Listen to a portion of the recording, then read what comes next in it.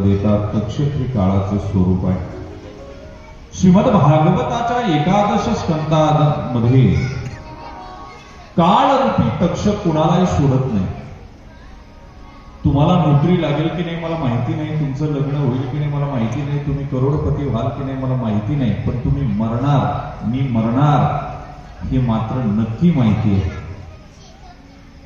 खर तर पाप करताना माणूस भीत नसतो, पण पापाची फळं भोगण्याची वेळ आली की माणूस भीतो.